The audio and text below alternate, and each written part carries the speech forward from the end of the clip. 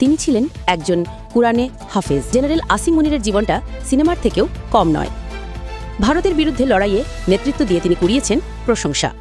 তাই আসিম মুনিরকে সম্মানসূচক পদ ফিল্ড মার্শালে ভূষিত করা হয়েছে। পাকিস্তানের সাবেক শাসক আইয়ুব খানের পর আসিম মুনির প্রথম ফিল্ড মার্শাল আর পাকিস্তানিদের কাছে তিনি বীরের মতো। পাকিস্তান সেনাবাহিনী আসিম মুনির নিজের কর্মজীবনে সামরিক বাহিনীর গুরুত্বপূর্ণ সব শাখায় নেতৃত্ব দিয়েছেন। পরমাণু শক্তিধর পাকিস্তানের নিরাপত্তা ও প্রতিরক্ষার নীতি প্রণয়নেও তার প্রভাব স্পষ্ট। আসিম মুনির একসময় পাকিস্তানের প্রভাবশালী গোয়েন্দা সংস্থা ইন্টার সার্ভিসেস ইন্টেলিজেন্স তথা ISI এর মহাপরিচালকের দায়িত্ব পালন করেছেন। তিনি সেনাবাহিনীর একটি বড় শাখা XXX কোর্সেরও নেতৃত্ব দিয়েছেন। এছাড়াও তিনি পাকিস্তানের এয়ারফোর্সের ইস্টার্ন এয়ার কমান্ডের নেতৃত্বও দিয়েছেন। মুনিরের ঝুলিতে বলছে পাকিস্তান সরকারের সবচেয়ে বড় মর্যাদাপূর্ণ সম্মাননা হিলাল-ই-ইমতিয়াজ। পাকিস্তানের নিরাপত্তা ও জাতীয় স্বার্থ, বিশ্ব শান্তি, সংস্কৃতি ও অন্যান্য ক্ষেত্রে কৃতিত্বপূর্ণ অবদানের জন্যও তার খ্যাতি রয়েছে। আসিম মুনিরের বাবা ছিলেন একজন মসজিদের ইমাম। যে আসিম মুনির আজ পাকিস্তানের সামরিক বাহিনীর নেতৃত্ব দিচ্ছেন, একসময় তার পিতৃভূমি ছিল ভারতের পাঞ্জাবের জলন্ধর থেকে 1947 সালে দেশভাগের সময় তার পরিবার পাকিস্তানে চলে যায়, বসবাস শুরু করেন রাওয়ালপিন্ডিতে। সেখানেই 1958 সালে জন্ম নেন আসিম মুনির।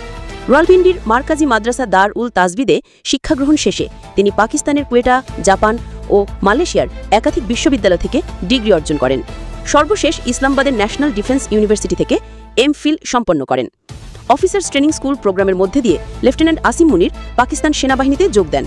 1986 সালে তাকে সেনাবাহিনীর ফ্রন্টিয়ার ফোর্স রেজিমেন্টের 23তম ব্যাটালিয়নে কমিশন করা হয়। 2016 সালে তাকে সামরিক গোয়েন্দা সংস্থা মিলিটারি ইন্টেলিজেন্সের মহাপরিচালক নিয়োগ করা হয়। একই বছর তাকে লেফটেন্যান্ট জেনারেল হিসেবে পদোন্নতি দেওয়া হয়। পরের বছর ISI এর মহাপরিচালকের দায়িত্ব গ্রহণ করেন এই চৌকস সেনাপ্রধান। শীর্ষ গোয়েন্দা কর্মকর্তা হিসেবে আসিম মুনিরের কার্যকাল সর্বকালের সবচেয়ে সংক্ষিপ্ত হিসেবে রয়ে গেছে। মূলত এই পদে আসার 8 মাসের মাথায় তৎকালীন প্রধানমন্ত্রী ইমরান খানের চাপে তাকে শীর্ষ গোয়েন্দা কর্মকর্তার পদ থেকে সরিয়ে দেওয়া হয় এবং লেফটেন্যান্ট জেনারেল ফায়েজ হামিদকে সেই দায়িত্ব দেওয়া হয়। এরপর আসিম মুনিরকে গুজরাওয়ালা XXX কর্পসের কমান্ডার হিসেবে নিয়োগ করা হয়। 2 বছর এই পদে দায়িত্ব পালন করে তিনি পাকিস্তান সেনাবাহিনীর কোয়ার্টারমাস্টার জেনারেল নিযুক্ত হন।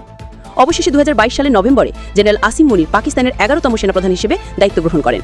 তিনি বিদায়ী সেনাপ্রধান জেনারেল কামার জাভেদ বাজওয়ার ঘনিষ্ঠ সহযোগী ছিলেন। এছাড়া বিদায়ী সেনাপ্রধানের অধীনে একজন ব্রিগেডিয়ার হিসেবে ফোর্স কমান্ড নর্দার্ন এরিয়াতে সৈন্যদের কমান্ডার হিসেবে দায়িত্ব পালন করেছিলেন আসিম মুনির। সেনাবাহিনীতে বিশেষ কৃতিত্বের জন্য জেনারেল মুনির এই পর্যন্ত ডজনখানেক পুরস্কার ও সম্মাননা অর্জন করেছেন। পাকিস্তান সরকারের সর্বোচ্চ 2টি সম্মাননা নিশান-ই-ইমতিয়াজ ও হিলাল-ই-ইমতিয়াজ 2টি পদকই তিনি অর্জন করেছেন। এছাড়া পাকিস্তান মিলিটারি একাডেমি বিশেষ কৃতিত্বের জন্য তাকে সোর্ড অফ অনার পুরস্কারও ভূষিত করেছে। পাকিস্তানের সেনাপ্রধান জেনারেল আসিম মুনির সাধারণত দৃশ্যপটের আড়ালে থেকে কাজ করতে এবং জনসম্মুখে নিজের ভাবমূর্তি বজায় রেখে চলতে পছন্দ করেন। অতীতে বেশিরভাগ ক্ষেত্রে তার বক্তব্যগুলো সামরিক অনুষ্ঠান কেন্দ্রিক ছিল।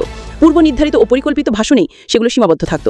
তবে 2025 সালের এপ্রিলে ভারত নিয়ন্ত্রিত কাশ্মীরের প্রাণঘাতী ঘটনার পর আসিম মুনির ভারত পাকিস্তান ক্রমবর্ধমান উত্তেজনার কেন্দ্রবিন্দুতে চলে আসেন। এরপর একটি সামরিক মহড়া চলাকালীন তিনি ট্যাঙ্কের উপর দাঁড়িয়ে সেনাদের উদ্দেশ্যে ভাষণ দেন, যা নিয়ে ব্যাপক আলোড়ন তৈরি হয়।